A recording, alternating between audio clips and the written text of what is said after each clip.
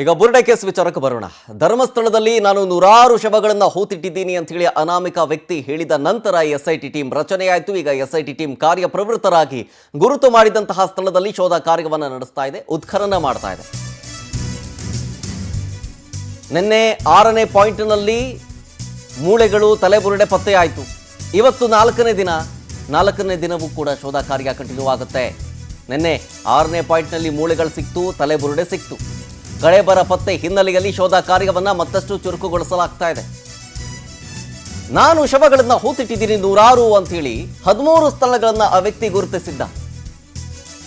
ಆದರೆ ಮೊದಲ ದಿನ 1, 2ನೇ ದಿನ 2, 3, 4, 5 ಈ 5 ಪಾಯಿಂಟ್ಗಳಲ್ಲಿ ಯಾವುದೇ ಕುರುಹು ಸಿಕ್ಕಿರಲಿಲ್ಲ. ನಿನ್ನೆ 6ನೇ ಪಾಯಿಂಟ್ನಲ್ಲಿ ಮೂಳೆಗಳು, ತಲೆಬುರುಡೆಗಳು ಸಿಗುತ್ತೆ, ಪತ್ತೆಯಾಗುತ್ತೆ. ಹಾಗಾಗಿ ಅದನ್ನ ನಿಧಾನವಾಗಿ ಡಿಗ್ ಮಾಡಲಾಗುತ್ತೆ, ಯಾಕಂದ್ರೆ ಮೂಳೆಗಳಿಗೆ ಡ್ಯಾಮೇಜ್ ಆಗಬಾರದು ಅನ್ನೋ ನಿಟ್ಟಿನಲ್ಲಿ. ಹಾಗಾಗಿ ನಿನ್ನೆ ಇಡೀ ದಿನ 6ನೇ ಪಾಯಿಂಟ್ನಲ್ಲೇ ಉತ್ಖನನ ಕಾರ್ಯ ಜೊತೆಗೆ ಶೋಧ ಕಾರ್ಯ ಮುಂದುವರೆದಿತ್ತು. ಇವತ್ತು ಕಂಟಿನ್ಯೂ ಆಗುತ್ತೆ. ಇವತ್ತು 7, 8, 9ನೇ ಪಾಯಿಂಟ್ನಲ್ಲಿ ಉತ್ಖನನ ಮಾಡಬೇಕು ಅನ್ನುವಂಥ ನಿರ್ಧಾರ ಮಾಡಲಾಗಿದೆ. ನೋಡ್ಬೇಕು ಇವತ್ತು ಏನಾಗುತ್ತೆ ಅಂತ. ಧರ್ಮಸ್ಥಳದ ನೇತ್ರಾವತಿ ಸ್ನಾನಘಟ್ಟದಲ್ಲಿ ಈ ಶೋಧ ನಡೀತಾ ಇದೆ. ಜೊತೆಗೆ ಈಗ ತನಿಖೆ ಯಾವ ಭಾಗವಾಗಿ ಯಾವ ಹಂತವನ್ನು ಪಡ್ಕೊಳ್ಳುತ್ತೆ ಅಂತ ಈಗ ಆಲ್ರೆಡಿ SIT ಶೋಧ ಕಾರ್ಯವನ್ನು ಮಾಡ್ತಾ ಇದೆ. ಮತ್ತೊಂದು ಕಡೆ ನಿನ್ನೆ ಸಿಕ್ಕಂತಹ ತಲೆಬುರುಡೆ ಜೊತೆಗೆ ಮೂಳೆಗಳನ್ನು FSLಗೆ ಕಳಿಸಲಾಗಿದೆ.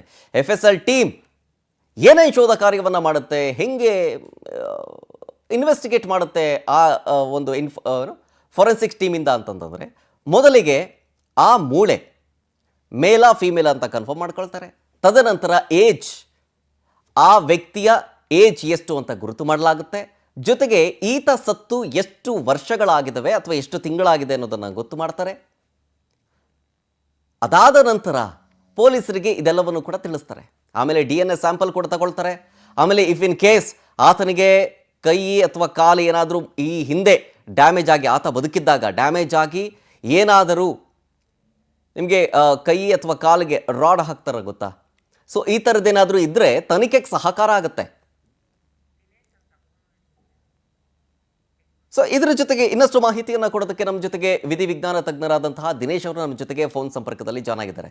Dinesh sir, good morning sir. ನಿಮಗೆ ಗುಡ್ ಮಾರ್ನಿಂಗ್ ಹೇಳಿ ಸರ್. ಈಗ 6ನೇ ಪಾಯಿಂಟ್ ಆ ವ್ಯಕ್ತಿ ತೋರಿಸಿದ್ದ ಜಾಗದಲ್ಲೇ ಒಂದು ತಲೆಬುರುಡೆ ಜೊತೆಗೆ ಮೂಳೆಗಳು ಸಿಕ್ಕಿದ್ದಾವೆ.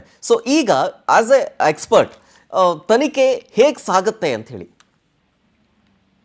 ಅಲ್ಲ, ಈಗ ತಲೆ ಬೋರ್ಡೆ ಮತ್ತೆ ಮೂಳೆ ಸಿಕ್ಕಿದೆ ಅಂದ್ರೆ ಡೆಫಿನೆಟ್ಲಿ ಇದರಿಂದ ನಾವು ಇದು ಗಂಡು ಹೆಣ್ಣು ಮತ್ತೆ ಇದರ ವಯಸ್ಸೆಷ್ಟು, ಆಮೇಲೆ ಈವನ್ ಹೈಟ್ ಸಹ ನಾವು ಹೇಳ್ಬೋದು. ಹೈಟ್ ಪ್ಲಸ್ ತಲೆ ಬೋರ್ಡೆ ಮತ್ತೆ ಅದರಲ್ಲಿ ಸಿಕ್ಕಿರ್ತಕ್ಕಂಥ ಹಲ್ಲುಗಳ ಸ್ಯಾಂಪಲ್ ತೆಕ್ಕೊಂಡು DNA ವನ್ನ ಎಕ್ಸ್ಟ್ರಾಕ್ಟ್ ಮಾಡ್ಕೋಬಹುದು. ಸೊ ಇಷ್ಟೆಲ್ಲ ಐಡೆಂಟಿಫಿಕೇಶನ್ಗೆ ಸಹಾಯ ಆಗತ್ತೆ.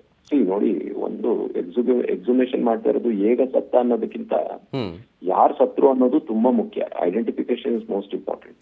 ಅದು ಗೊತ್ತಾಗುತ್ತೆ ಸರ್. ಈಗ ಅದು ಆ ವ್ಯಕ್ತಿ ಹೇಗ್ ಸತ್ತ ಅನ್ನೋದು ಹೇಳಿದ್ನಲ್ಲ ನಾನು, ಹೇಳದ್ನಲ್ಲ, ಗಂಡು ಹೆಣ್ಣು ಇದೆಲ್ಲ this are all identification parameters.